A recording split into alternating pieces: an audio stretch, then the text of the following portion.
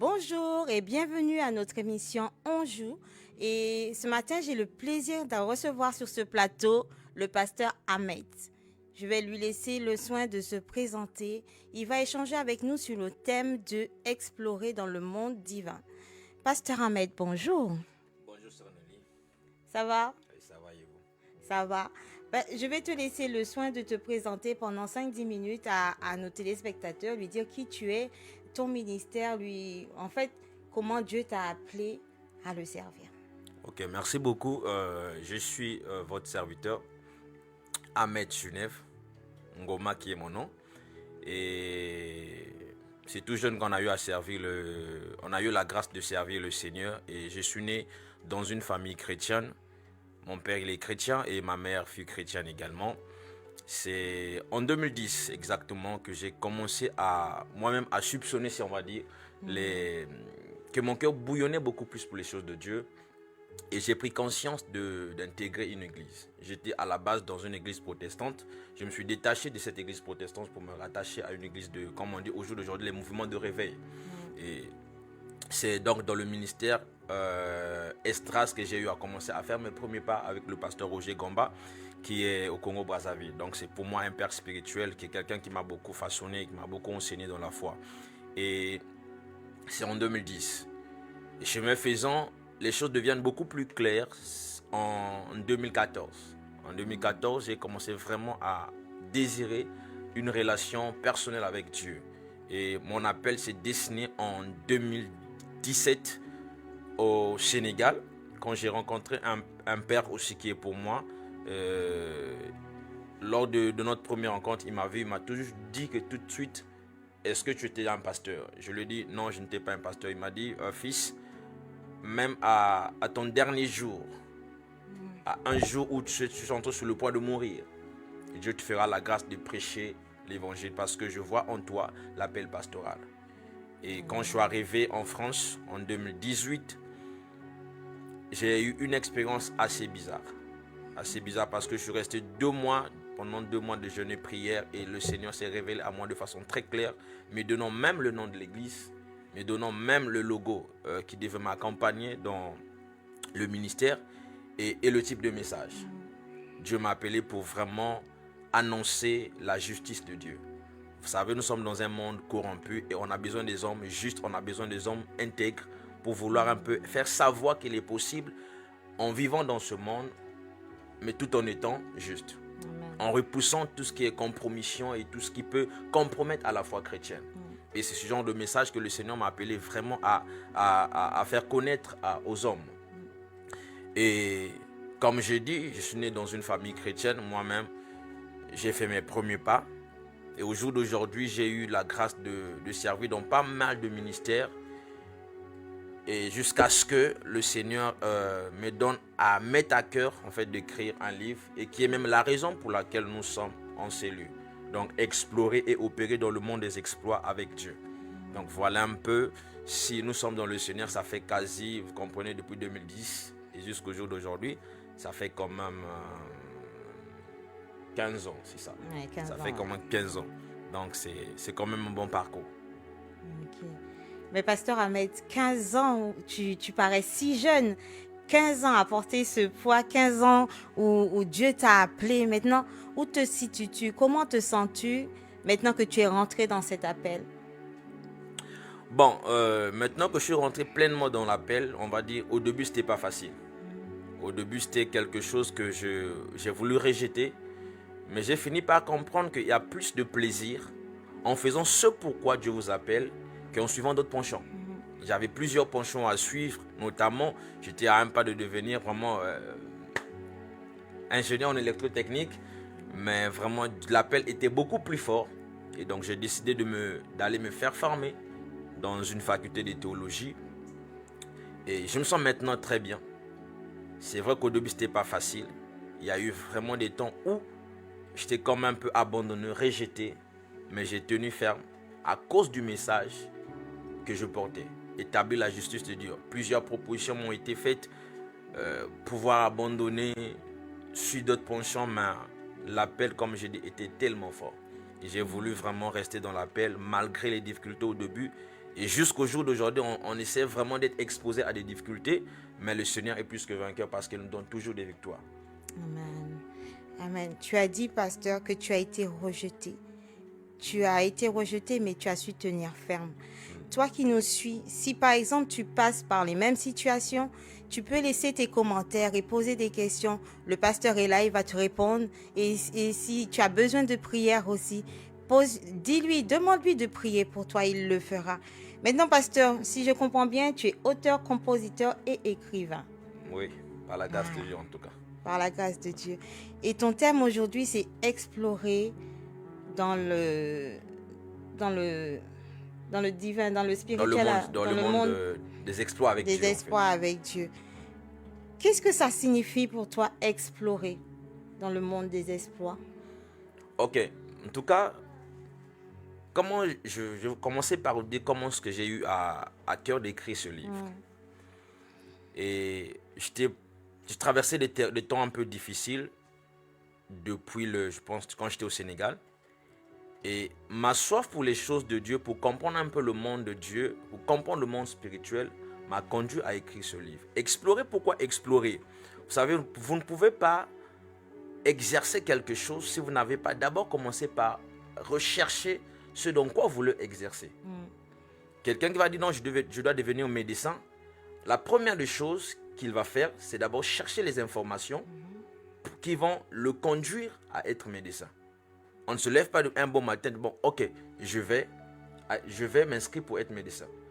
Vous ne pouvez pas aller inscrire un enfant à l'école sans pourtant se renseigner de l'école, prendre les informations, chercher l'école qu'il faut. Est-ce que c'est proche de la maison? Est-ce que tout ça, vous prenez compte de tous ces paramètres-là. Et donc, explorer veut tout simplement dire chercher, faire des recherches dans le domaine dans lequel Dieu nous appelle à faire des exploits. Mais pasteur, quelle est la différence entre les exploits humains et les exploits avec Dieu? Ok, j'en ai parlé dans mon livre, exactement, j'en ai parlé dans mon livre. Vous savez, il n'y a aucun exploit, je vais commencer par cela, il n'y a aucun exploit qui soit neutre. J'entends souvent dire, les gens disent très souvent que non, un exploit personnel. Il n'existe pas d'exploit personnel. Tout exploit se fait toujours avec. Et c'est le psaume 60, verset 14, qui m'a inspiré en fait ce livre-là. Il est clairement dit, avec Dieu nous ferons des exploits et il écrasera nos ennemis. Peut-être qu'on aura l'opportunité de développer un peu plus ce passage. Et il y a une très grande différence entre les exploits avec les hommes ou les exploits humains et les exploits qui viennent de Dieu. Pourquoi? Parce que les exploits qui viennent de Dieu, la Bible déclare, c'est une bénédiction. D'abord, les exploits, tout exploit avec Dieu est une bénédiction. Et la Bible va nous dire que non, c'est la bénédiction de l'Éternel qui enrichit et ne se fait suivre d'aucun chagrin. Ça, c'est une première différence. C'est que tout ce qui vient de Dieu ne peut être accompagné d'aucun chagrin.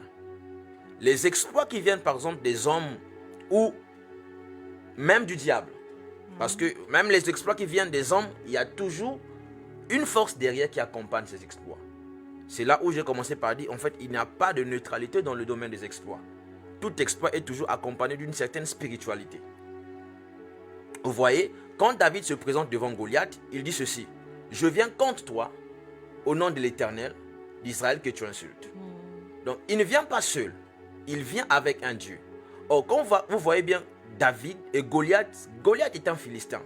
Goliath est en train de représenter aussi la divinité des Philistins.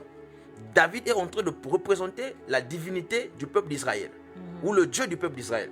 Donc, il y a non seulement deux personnes qui entrent en jeu dans ce combat, il y a aussi deux forces qui entrent en jeu dans ce combat. Donc, il y a le Dieu d'Israël, mais il y a aussi le Dieu des Philistins. C'est toute la différence. Les exploits avec Dieu, si un deuxième point de différence, c'est que au-delà du fait que les exploits avec Dieu ne se fait suivre d'aucun chagrin, la deuxième différence, c'est que les exploits avec Dieu sont générationnels. C'est-à-dire qu'en fait, ils durent dans le temps. Vous allez comprendre que dans la Bible, on parle du Dieu d'Abraham, d'Isaac et de Jacob. Dieu a commencé avec un homme comme Abraham. Et il ne s'est pas arrêté qu'à Abraham. Il a continué. Il est arrivé à une deuxième génération, Jacob. Une troisième génération, Isaac. les exploits avec le diable, ou sinon les exploits, bon, comme j'ai dit, il n'y a aucun exploit qui soit humain. Il y a toujours une force. Donc si on parle de différence entre... Il faut parler de la différence entre les exploits qui viennent de Dieu et les exploits qui viennent de l'ennemi, du diable. Maintenant, les exploits qui viennent de l'ennemi sont limités. Ils finissent toujours par s'arrêter à un homme. Le diable aussi fait des exploits. Il choisit de ses alliés à lui, avec lesquels il va opérer. Donc, du coup, quand il prend ses alliés à lui, il commence quelque chose de grand pour accomplir aussi quelque chose de grand, des exploits. Mais sauf que ces exploits ne seront jamais générationnels. Ils finiront toujours par s'arrêter à un moment donné. Parce que la personne qui travaille avec le diable va connaître une fin. Et quand la personne connaît une fin, ses exploits aussi, le diable ne continue pas avec cette même personne. Il change de camp. Donc avec cette personne, vous voyez, il y a comme une rupture. Ouais. Or, avec Dieu, ses exploits sont générationnels. On parle du Dieu d'Abraham, d'Isaac et de Jacob. Et au jour d'aujourd'hui, nous faisons partie de la lignée d'Abraham, qui était le père des Juifs. Il y a une chose quand vous lisez la Bible qui m'a quand même intéressé. C'est peut-être une révélation que je vais vous faire, mais j'en ai parlé de mon livre. On parle, Abraham est le père des Juifs. Donc c'est un Juif. Le père de la foi aussi. Mais vous allez remarquer quelque chose que dans le livre de Esther, lorsque on est sur le point d'attaquer le peuple juif, on demande à Mardoché. On demande à Mardoché. C'est Aman qui a monté un complot pour vouloir tuer le peuple juif, le peuple d'Esther et le peuple de Mardoché. Et on fait comprendre à Aman que Mardoché, tout comme Esther, sont des juifs. Or, sur les juifs, il y a une promesse qui est partie depuis Abraham. Et cette promesse dit quoi? Je bénirai celui qui te bénira. Je maudirai celui qui te maudira. Et pourquoi la Bible arrive à faire comprendre que Esther et Mardoché sont des juifs? La Bible, en fait, tout ce qui est écrit dans la Bible, pour les lecteurs de la Bible, vous devez comprendre qu'il est important de s'arrêter sur quelque chose et de vouloir réfléchir, analyser pourquoi ce mot. Quand je me suis arrêté sur ce mot, pourquoi on prend la peine de rappeler que ce peuple est un juif?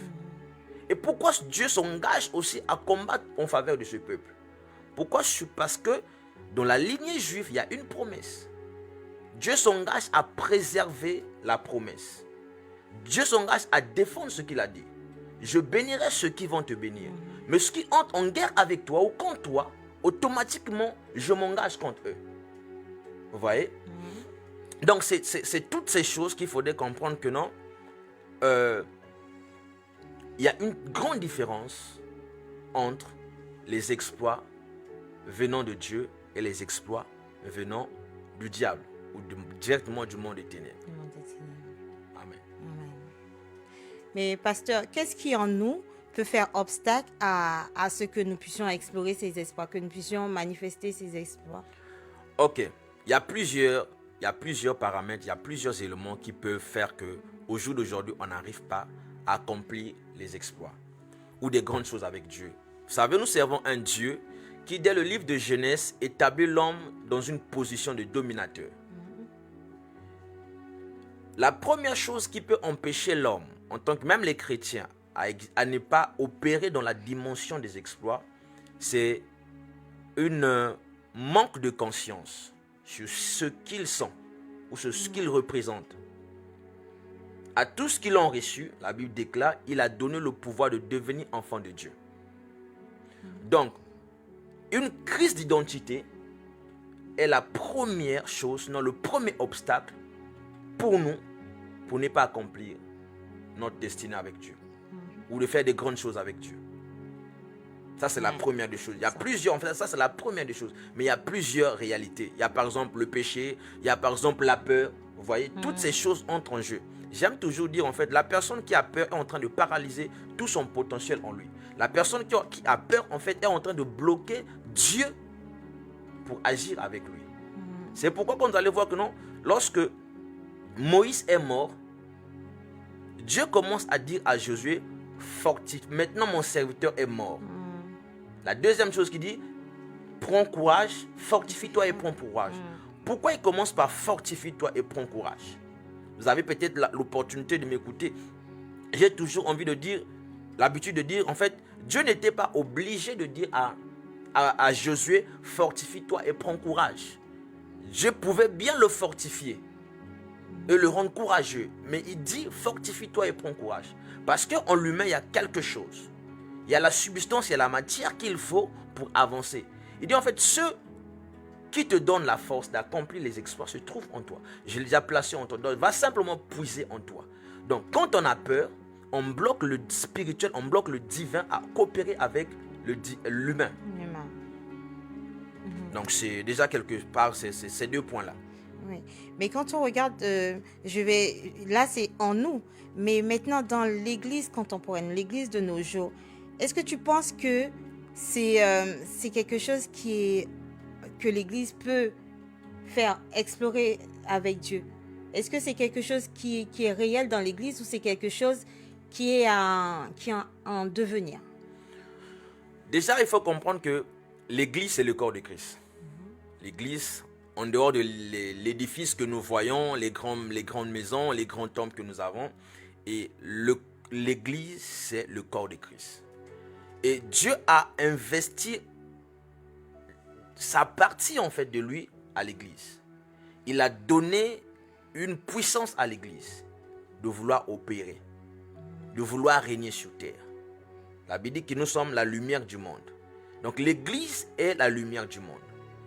L'église a déjà la chose qu'il faut pour vouloir opérer dans le domaine des exploits, pour vouloir faire des grandes choses. La seule chose qui peut empêcher l'église de vouloir opérer, je ne parle pas de l'église en tant qu'édifice, en tant que maison. Je parle de l'église en tant que corps de Christ. La seule chose qui peut empêcher l'église à aller très loin, c'est le manque d'unité. Parce que on dit, les hommes ont dit l'union fait la force.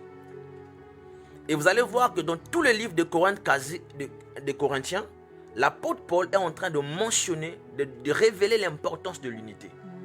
On peut avoir des dons, des grâces, une diversité, mais toutes ces choses doivent se manifester dans l'unité. Si l'église ne fonctionne pas en tant que corps, ne peut pas aller plus loin. L'église doit avoir une certaine conscience que nous sommes un corps et en tant que corps, nous sommes appelés à manifester le divin et accomplir des grandes choses. Mais si nous ne fonctionnons pas dans l'unité, nous sommes en train de faire un pas vers l'échec. Oui. Et comment on peut enseigner dans la foi pour pouvoir avoir dans cette nouvelle génération-là, la foi et la vision pour opérer de tels exploits? Ok. L'apôtre Paul est en train de dire à Timothée une seule chose. Il dit, ce que tu as reçu de moi, transmets-le de façon fidèle. Et cette vérité aussi se trouve dans le livre de Genèse 22. La meilleure manière de transmettre la foi à cette génération, c'est d'abord nous qui avons cru. Si nous nous taisons, nous ne pouvons pas transmettre la foi à la génération actuelle ou qui arrive. Donc, la meilleure manière de transmettre la foi, c'est de ne pas être nous-mêmes les premiers à garder la connaissance de Dieu que nous avons. Il faudrait qu'il y ait des personnes qui doivent transmettre cette connaissance. Si Dieu opère dans les miracles, dites aux gens, à la génération, Dieu est un Dieu des miracles. Quand Dieu fait le choix sur Gédéon tout de suite dit quelque chose à Dieu. Où sont les miracles que nos pères nous ont racontés?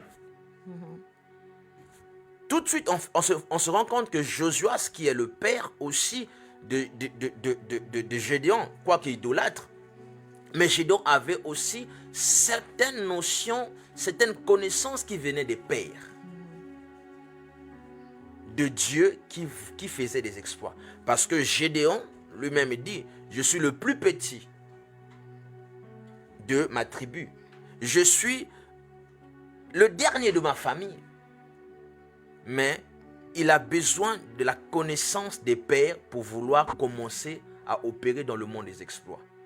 Si les pères ne lui transmettent pas la connaissance qu'il faut, les pères, en fait, sont des personnes qui ouvrent le chemin pour transmettre la foi. Ils sont les gardiens et même les défenseurs, même les détenteurs, on va dire, de la foi. Et on ne peut pas préparer une génération et l'emmener à faire des exploits avec Dieu si on n'a pas transmis ce que nous avions reçu à cette génération. D'accord, amen, amen. Mais à partir du verset de Daniel 11, 32, avec ce contexte-là exploré, comment on peut comprendre ce verset-là? Est-ce qu'on peut d'abord lire ce verset? Je pense qu'il dit ceux du peuple, ils connaissent. C'est ça, non? Ceux qui connaissaient leur Dieu agiront avec fermeté. On peut le lire, on peut simplement, C'est tout simplement le lire. Daniel 11, 32.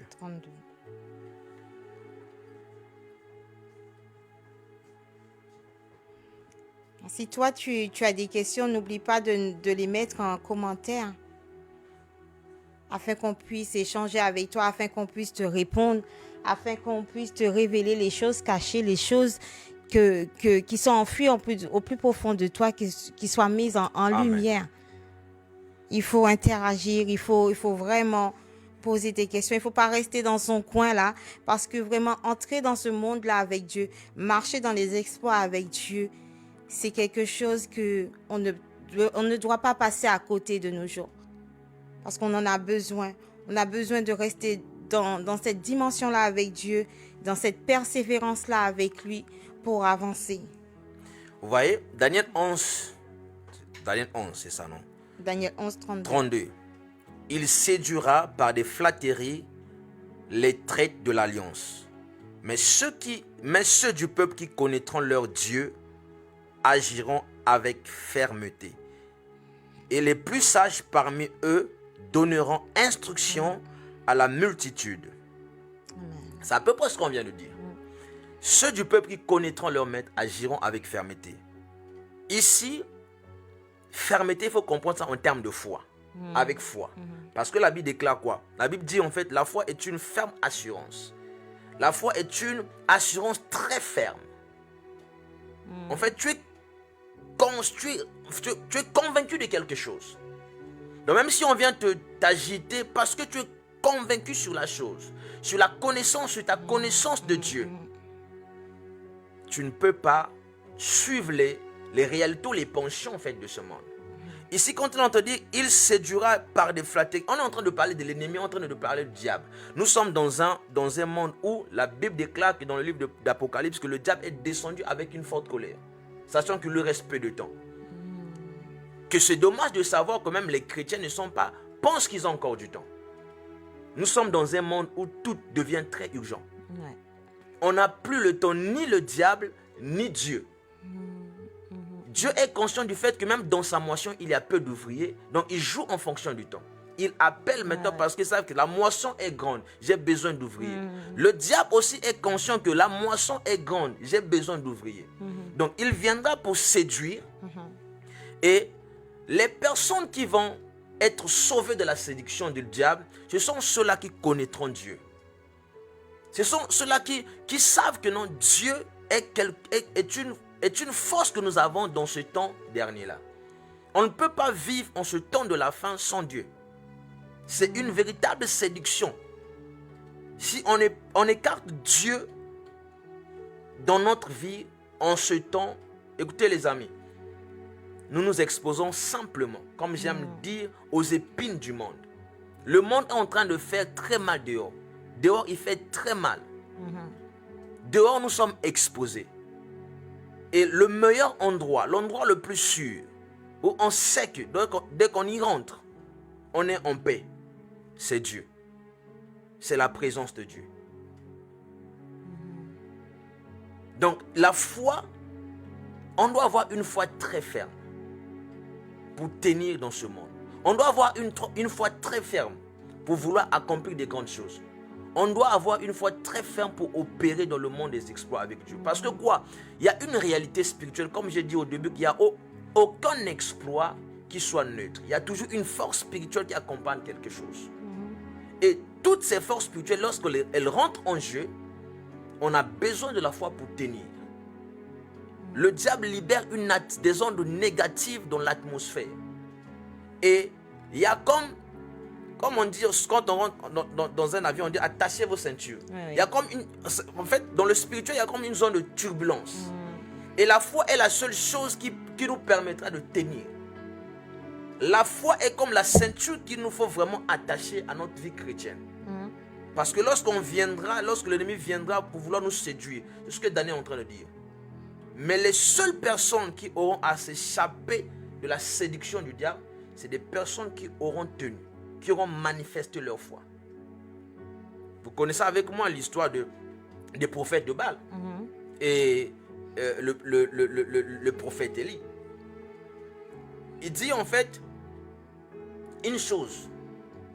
Il y a comme confrontation. Là aussi, il y a, vous comprenez, vous convenez avec moi que là aussi, il y a comme confrontation de deux forces spirituelles. Les prophètes de Baal et d'Astarté. Mais il y a aussi un côté avec le prophète Élie, mais qui représente le Dieu d'Israël. Donc, rien n'est neutre. Il y a toujours une spiritualité derrière. Mais Élie, malgré tout cela, il est resté ferme. Malgré tout ce que les prophètes de Baal étaient en train de faire, on séduit tout le peuple d'Israël parce qu'à un moment donné, le peuple d'Israël a commencé à aller vers les dieux de Baal. Il dit, si Dieu est Baal, allez après lui. Si Dieu est Baal, allez après lui. Pourquoi? Parce que rien n'est neutre. La neutralité dans le monde spirituel n'existe pas. On est toujours attaché à quelque chose. Et il faut une foi ferme pour vouloir résister à cette turbulence, à tout ce mouvement spirituel qui est en train de, comme on va dire, libérer une atmosphère négative. D'accord. Mais est-ce que, quand tu dis la foi ferme, est-ce qu'il y a la foi ferme, il y a une différence entre la foi ferme ou il y a une complémentarité entre la foi ferme et la persévérance? Bon, il y a une personne qui a la foi, c'est une personne qui est persévérante. Ok? Vous ne pouvez pas être persévérant dans la vie si vous n'avez pas la foi. On est persévérant sur quelque chose. Que je sais que non, une personne qui prie par exemple pour le mariage. La personne quand elle prie pour le mariage, malgré tout ce qui peut arriver dans sa vie, de négatif ou de mauvais, mais la personne sait. Marie, quand devant l'âge avance, mais la personne sait. Elle a la foi. Et c'est cette foi en fait, au Dieu qui donne le mariage, qui donne la personne à être persévérante. À croire que non, les jours glorieux arrivent. Nous sommes en train de vouloir accomplir. Quand je suis arrivé ici, j'ai vu ce plateau et je suis flatté.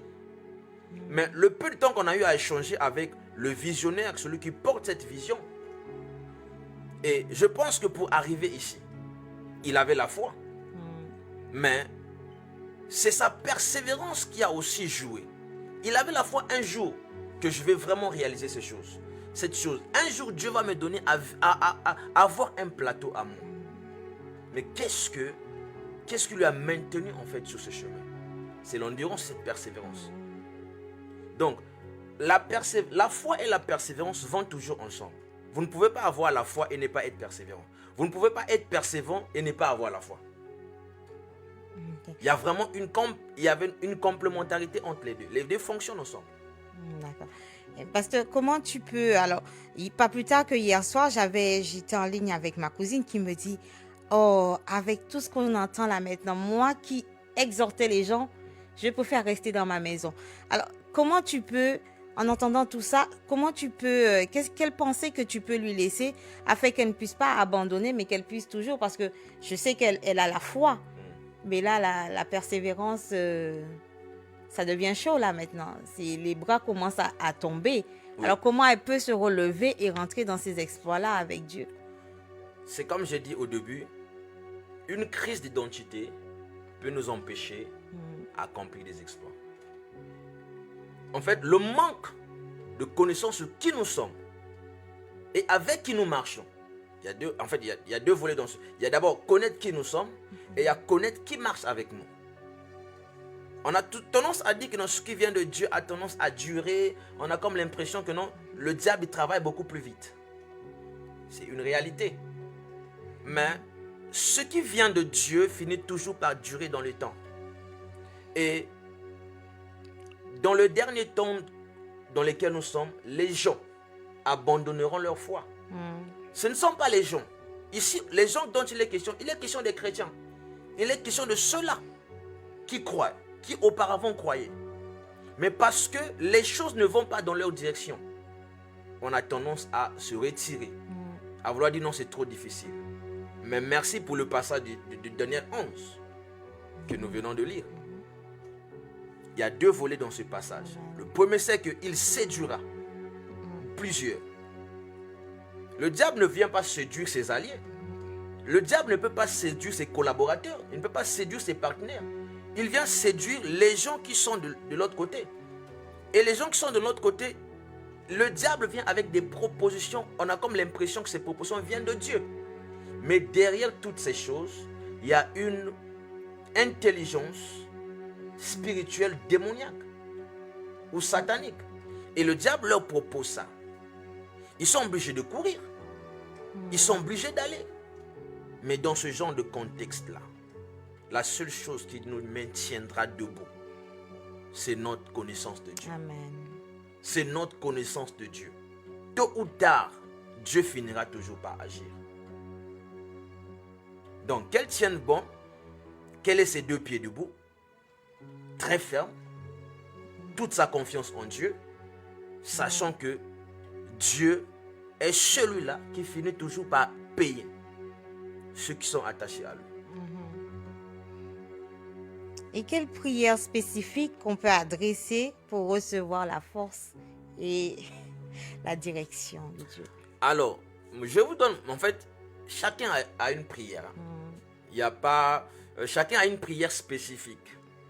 Moi, ma prière que j'ai toujours eu à faire, jusqu'au jour d'aujourd'hui, pour vouloir continuer sur cette marche chrétienne, en fait, c'est que Dieu me garde attaché à lui et qui me maintient dans l'humilité. Vous savez, pourquoi je parle de l'humilité? Une personne qui est attachée à Dieu et qui n'est pas humble va croire que non, ce sont ses capacités à lui qui font qu'elle arrive à opérer dans cette dimension. Une personne qui est attachée à Dieu, qui n'est pas humble, ça veut dire que le contraire, cette personne est orgueilleuse. Or, dès lors qu'une personne est orgueilleuse, elle commence à manifester les signes. En fait, l'orgueil, c'est des symptômes qui prouvent à suffisance que le maître, le Dieu de ce siècle, a commencé à vous voiler. Le Dieu de ce siècle, le diable, c'est lui le père de tout ce qui est orgueil. Et quand une personne est orgueilleuse, cette personne a commencé à glisser. À glisser. Donc, moi, ma prière que j'ai toujours fait, Seigneur, garde-moi attaché à toi et humble. Parce que, pourquoi humble? Parce que je sais, les temps viendront où ils sont déjà en train d'arriver, où Dieu va faire au-delà de ce que je pensais. Mais si on n'est pas humble, si on ne dit pas à Dieu, Dieu, garde-moi humble, et même à vous qui êtes en train de nous regarder, je suis en train de prier cet après-midi que Dieu vous garde humble. Pourquoi? Parce que ce sont les humbles qui ont la possibilité de voir Dieu. Ce sont toutes les personnes qui ont accepté de marcher dans l'humilité qui verront véritablement la gloire de Dieu. Telle est ma prière pour vous cet après-midi. De là où vous êtes en train de nous suivre. Comprenez-moi que c'est du fond de mon cœur que je vous demande de rester humble avec Dieu. Il dit une chose, la Bible dit, il fait grâce aux humbles. S'il fait grâce aux humbles, donc il résiste aux orgueilleux. Il résiste aux orgueilleux.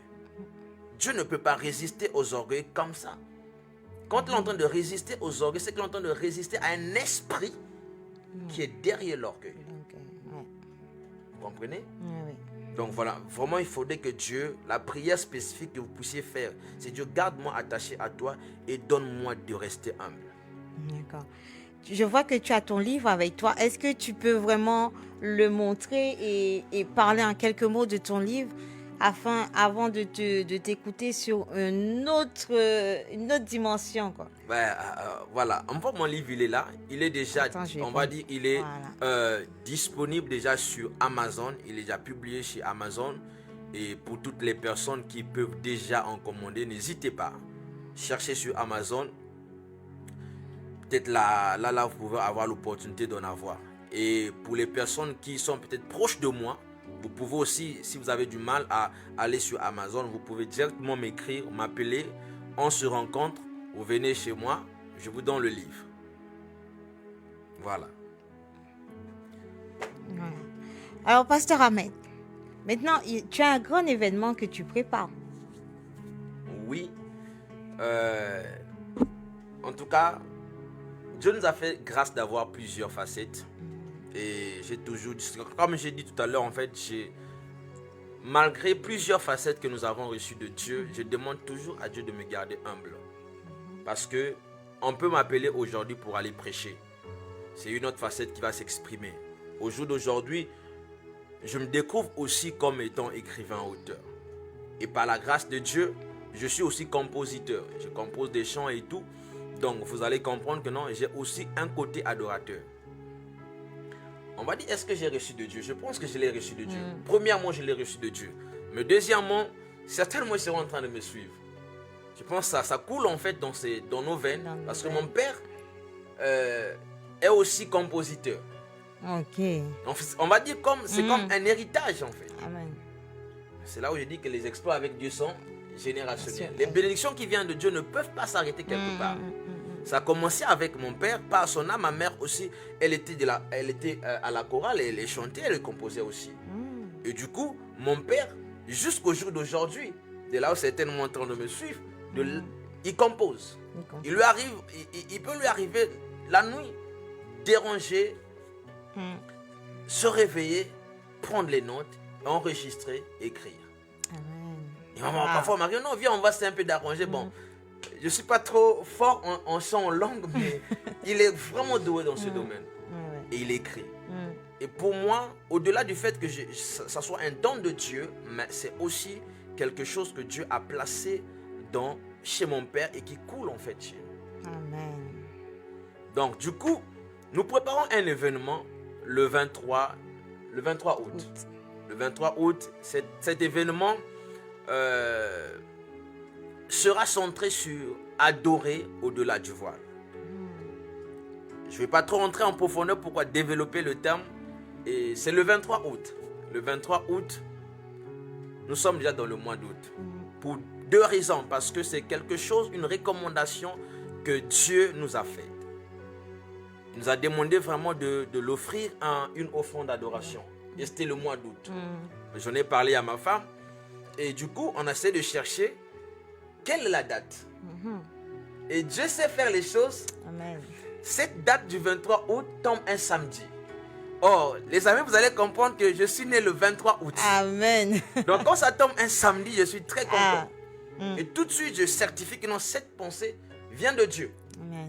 Donc, nous allons d'abord adorer Dieu, mais aussi bénir Dieu pour le don qu'il a fait à son église que je suis pour mon anniversaire. Amen. Donc, voilà les raisons qui font que ce programme soit organisé. D'accord. Est-ce qu'il faut des réservations ou on peut venir librement? Non, il n'y a aucune réservation à faire. L'invitation est donnée à tout le monde. Venez, nous allons adorer Dieu. C'est gratuit, que personne ne vous demande quoi que ce soit, surtout pas en mon nom. Je demande rien du tout. Pour ceux-là qui sont en Île-de-France, l'événement aura lieu le 23 août de 14h à 18h. Et l'adresse est 20 rue des Campanules. 20 rue des Campanules à Lognes. À Lognes. C'est la ligne A. C'est la ligne A pour ceux qui prennent les transports. Et pour ceux-là qui veulent avoir aussi des informations, vous allez juste sur mon Facebook qui est Genève. Genève, c'est deux fois Genève. Genève. Vous allez avoir l'adresse des informations. Et pour ceux-là qui me fréquentent constamment, ils savent que vraiment, vous recevez déjà des messages d'invitation pour être là. D'accord. Est-ce qu'on peut encore donner l'adresse? Donc c'est 20 rue des Campanules. CAMPULES à Lognes. Donc de 14h à 18h. Nous allons adorer Dieu. Croyez-moi, nous allons adorer Dieu. On ne vient pas pour voir des chanteurs. On vient pour voir Dieu qui sera adoré par des adorateurs. Venez avec votre soif. Ne venez pas voir Ahmed. Ne venez pas voir d'autres invités qui seront là. Mais venez avec votre cœur. Venez avec votre cœur pour voir Dieu au travers des hommes. C'est un temps qui sera béni, un temps très fort, un temps vraiment glorieux. Venons simplement et nous allons goûter à l'adoration au-delà du voile. D'accord. Alors, si toi, tu es disponible, ne reste pas dans ton coin, ne reste pas dans ta maison. Viens nous retrouver au 20 rue des Campanules, dans le 77 à Logne. C'est la ligne A et c'est dans la zone industrielle. Oui. Voilà. Je crois que sur le flyer, il y a un numéro de téléphone. Voilà, où vous pouvez appeler si vous avez des difficultés et on va vous renseigner. Pasteur Ahmed, est-ce que tu peux nous conduire dans un moment d'adoration? Comme ça fait un avant-goût de ce qui va se passer le 23. En tant que nous allons bénir déjà le Seigneur. Amen. Nous allons bénir le Seigneur. Vous savez, c'est dans des moments pareils, c'est dans des instants, des temps comme ceux-ci, on se rend compte que Dieu est celui-là qui peut tout. Hier, je ne pouvais pas imaginer que je serais en train de prêcher. Je ne pouvais pas imaginer que je serais en train d'écrire. Je ne pouvais pas imaginer que je serais capable d'entonner un chant. Mais je reconnais que Dieu peut tout. Je reconnais que Dieu peut tout. Seigneur, tu peux tout. Je reconnais que tu peux tout et que rien ne t'est impossible. Je reconnais que tu peux tout et que rien ne t'est impossible. Seigneur, fais-moi voir ta gloire. Seigneur, fais-moi voir ta gloire. Seigneur, fais-moi voir ta gloire. Seigneur, fais-moi voir ta gloire. Il y a un domaine dans lequel tu veux que Dieu manifeste sa gloire. Il y a un domaine dans lequel tu aimerais vivre la gloire de Dieu. Je ne sais pas si c'est le domaine des affaires, je ne sais pas si c'est le domaine de la santé, je ne sais pas si c'est le domaine de la famille, des enfants, mais Dieu est sur le point de manifester sa gloire. La Bible déclare, il est près de ceux qui l'invoquent. Là où tu es, si tu es sur le point d'invoquer Dieu, alors tu es sur le point de vivre la manifestation de sa gloire. Oh, ta gloire, Seigneur. Seigneur, fais-moi voir ta gloire. Ta gloire, Seigneur. Seigneur, fais-moi voir ta gloire. Seigneur, fais-moi voir. Seigneur, fais-moi voir ta gloire. Oh, fais-moi voir. Seigneur, fais-moi voir ta gloire. Oh, Seigneur, fais-moi voir. Seigneur, fais-moi Oh, ta gloire. Seigneur, fais-moi voir ta gloire. Oh, ta gloire, ta gloire. Seigneur, fais-moi voir. Seigneur, fais-moi voir ta gloire. Seigneur, fais-moi voir ta gloire. Seigneur, fais-moi voir ta gloire. Seigneur, fais-moi voir ta gloire. Seigneur, fais-moi voir ta gloire. Saint, Saint, Saint, ô Éternel, toi qui as fait terre et ciel, je t'adore, ô Dieu, je t'adore, ô Dieu. Tout en moi reconnaît que tes œuvres sont parfaites, je t'adore, ô Dieu, je t'adore, ô Dieu. Saint, Saint, Saint, ô Éternel, toi qui as fait terre et ciel, je t'adore, ô Dieu, je t'adore, ô Dieu. Tout en moi reconnaît que tes œuvres sont parfaites, je t'adore, ô Dieu.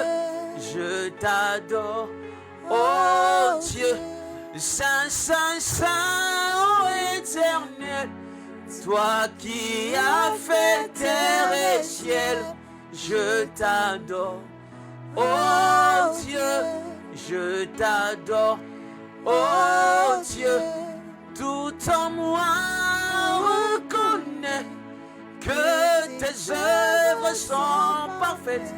Je t'adore, oh Dieu, je t'adore, oh Saint, Saint, Saint, Saint, Saint, oh Éternel, toi qui as fait terre et ciel, je t'adore, oh Dieu, je t'adore, oh tout en moi reconnais, que tes œuvres sont parfaites, je t'adore, oh Dieu, je t'adore, oh Dieu. Racheté je suis car tu m'as fait don de ton nom. Tu mérites mon adoration, ô roi de Sion. Racheté je suis car tu m'as fait don de ton nom. Tu mérites mon adoration, ô roi de Sion. Racheté je suis car tu m'as fait don de ton nom. Tu mérites mon adoration, ô roi de Sion. Saint, Saint, Saint, ô Éternel, toi qui as fait terre et ciel, je t'adore, oh Dieu, je t'adore, oh Dieu, tout en moi reconnaît que tes œuvres sont parfaites, je t'adore, oh Dieu, je t'adore. Oh Dieu, la sainteté de Dieu, c'est sa nature. La sainteté de Dieu, c'est ce qu'il est. Ceux qui s'approchent de lui doivent reconnaître cette sainteté. Les adorateurs qui s'approchent du trône de la grâce pour adorer le Dieu qui se manifeste, qui fait grâce à ceux-là qui l'adorent, doivent tout simplement reconnaître que celui que nous adorons est saint. Parce que devant le trône de la grâce, devant le trône de Dieu, les êtres qui se prosternent, acclament, chantent nuit et jour. Saint, Saint, Saint est l'Éternel. Saint, Saint, Saint est l'Éternel. Saint, Saint, Saint est l'Éternel. Toute la terre est remplie de ta gloire. Ces instants sont remplis de ta gloire. Cette journée est remplie de ta gloire. Nos familles sont remplies de ta gloire. Nos entreprises sont remplies de ta gloire. Nos familles sont remplies de ta gloire. Nos foyers sont remplis de ta gloire. Seigneur, telle est ma prière. Cette génération doit être une génération remplie de ta gloire. L'église de ce temps doit être une église remplie de ta gloire. Parce que ta gloire n'est rien d'autre que ton pouvoir. Et l'église doit être remplie de ton pouvoir. L'église doit être chargée de ton pouvoir. Parce que c'est seulement avec toi que nous ferons des exploits. Et même quand l'ennemi s'élèvera, nous tiendrons bon parce que tu es avec nous. Nous tiendrons bon parce que tu es avec nous. Lorsque les combats s'élèveront, parce que c'est toi qui nous donnes à opérer dans la sphère des exploits, tu te lèveras aussi pour combattre notre ennemi. Parce que tu ne permettras pas que nos exploits soient volés. Tu ne permettras pas que les bénédictions soient volées.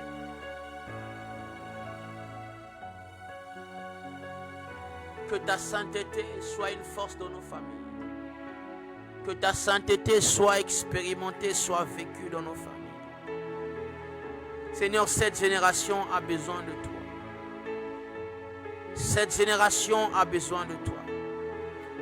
L'église a besoin de toi. Nous ne voulons pas être cette génération dont il est dit dans la Bible, cette génération ne passera pas. Mais nous voulons passer. Nous voulons passer avec toi. Nous voulons agir avec toi. Nous voulons régner avec toi. Nous voulons opérer avec toi. L'église veut régner avec toi. L'église veut impacter avec toi. L'église veut assujettir avec toi. L'église veut dominer avec toi.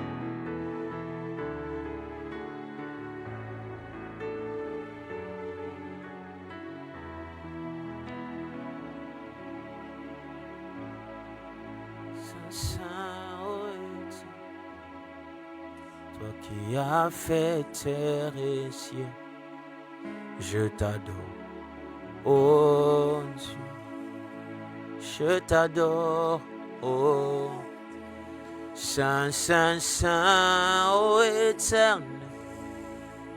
Toi qui as fait terre et ciel, je t'adore, oh Dieu. Je t'adore, oh Dieu. Je sais que nombreux vous étiez là en train de nous suivre et que ces instants, par une parole, par une question, ont été des instants de bénédiction pour vous. Des instants où Dieu vous a d'une manière ou d'une autre visité. Vous savez, Dieu ne visite pas forcément par des hommes, mais il peut vous visiter au travers d'un chant. Quelqu'un qui était en train de douter, mais simplement par ce chant, tu as tout simplement reconnu que Dieu est capable. Tu as tout simplement reconnu que Dieu est capable. Il est celui qui a fait toutes choses. Il est le créateur. Il te connaît. Il connaît le besoin. Il connaît la difficulté. Il connaît la souffrance. Il connaît le fardeau. Il connaît le problème qu'il y a dans ton cœur. Fais-le tout simplement confiance. Fais-le tout simplement confiance. Vous savez, dans l'histoire de la Bible, dans Luc, les disciples ont beaucoup péché, mais toute la nuit, ils n'ont pas pu attraper ne serait-ce qu'un frétin, un petit poisson. Mais parce qu'ils ont fait confiance à la personne qui les a dit, jetez en eau profonde vos filets. Ils ont rappelé à Jésus que, Maître, nous avons péché toute la nuit. Ils ont fait preuve de leur expérience. Ils ont rappelé à Jésus que toi, tu n'es pas pécheur, nous sommes pécheurs. Nous faisons cela depuis notre jeunesse. Toute notre vie, nous ne faisons que pécher. Mais ce qu'ils avaient oublié en ce jour-là, ils étaient face à celui qui a créé les eaux. Celui à qui les eaux obéissent. Celui à qui même rien ne résiste. Celui devant qui tous genoux fléchissent. Celui que la nature obéit le mieux. Ce jour-là, ils avaient oublié que même les poissons étaient une créature de Dieu. Et en disant tout simplement, jette ton filet du côté droit, ce qui se passait, c'est que Dieu était en train d'appeler les poissons de partout où ils étaient. Ton problème a une solution. Elle est peut-être loin de toi, mais au son de ma voix et par la puissance de l'esprit qui est propagé au travers ces médias, au travers des ondes, Dieu est en train de ramener la solution à ton problème à toi. Dieu est en train de ramener la solution à ton problème à toi. La Bible déclare, il confirme les paroles de ses serviteurs, de ses envoyés. Je suis en train de prier qu'au son de ma voix, la solution arrive à toi. Au son de ma voix, la vie arrive à toi. Au son de ma voix, la guérison arrive à toi. Au son de ma voix, la restauration arrive à toi. Au son de ma voix, la saison de rafraîchissement arrive à toi. Il est écrit, je suis sur le point de faire quelque chose de nouveau. Au milieu du désert, au milieu des eaux, je frayerai un chemin.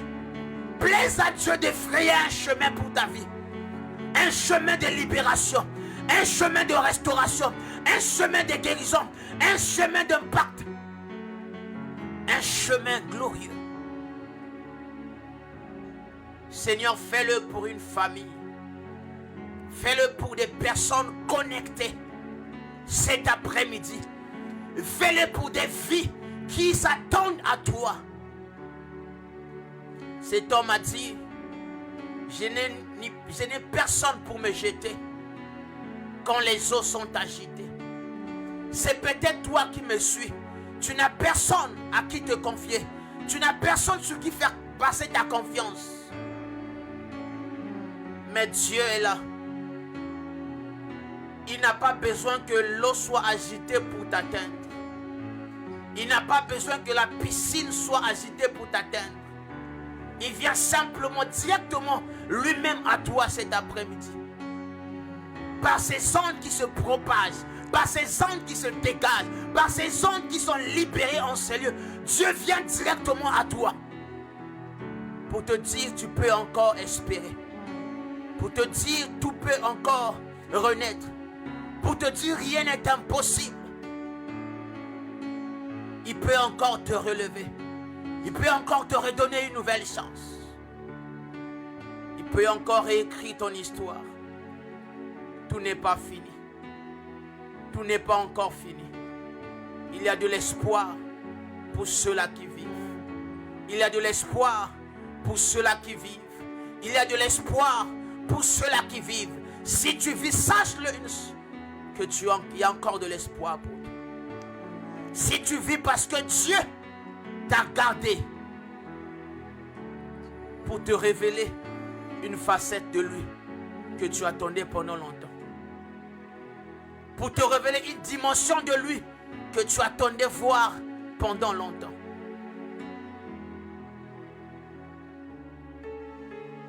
Il est toujours disponible. Dieu n'est pas Dieu historique. Nous racontons, c'est vrai, l'histoire de Dieu. Mais Dieu n'est pas un Dieu de l'histoire. Il va au-delà de l'histoire. Le livre des Hébreux dit, il est le même hier, aujourd'hui et éternellement. Il est sorti du contexte de l'histoire pour être celui qui agit maintenant. Celui qui agira demain. Fais-lui tout simplement confiance. Tourne ton regard vers lui. Tourne ton regard vers lui. Cette situation peut changer. Cette situation peut changer. Ce projet peut renaître. Ce rêve peut devenir réalité. Cette petite pensée qui gangrène dans ton esprit peut devenir une entreprise. Peut devenir une entreprise. Seigneur, sois béni. Dieu bénit toutes ces personnes qui s'attendent à toi. Bénis toutes ces personnes qui te font confiance. Bénis toutes ces personnes, Dieu, qui s'attendent à toi. En cet après-midi, sur ce plateau, nous n'avions rien à leur donner. Sinon, susciter la foi dans leur cœur. Sinon, susciter la foi dans leur cœur. Leur faire savoir que Dieu peut tout faire. Dieu peut tout faire. Soyez bénis dans vos maisons. Soyez bénis de partout où vous nous suivez. Soyez bénis. Soyez bénis. Amen. Amen, amen, amen. Hein? Acclamons le Seigneur, amen. Eh bien, nous vous disons à bientôt. On se donne rendez-vous le 23 août à 14h au 20 rue des Campanules à Logne. Si tu as besoin de rentrer dans cette dimension d'adoration, aller au-delà du voile, viens nous retrouver au 20 rue des Campanules à Logne. Et moi, je vous dis à très bientôt, à très très bientôt sur le plateau de On Joue à Victoire Live. Au revoir.